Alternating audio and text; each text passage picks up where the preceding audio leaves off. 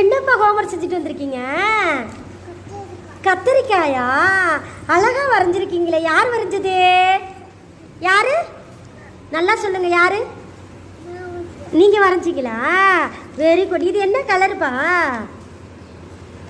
Blue colour. Blue. சரி, இது என்ன கலர்? பாம்பு என்ன கலர்?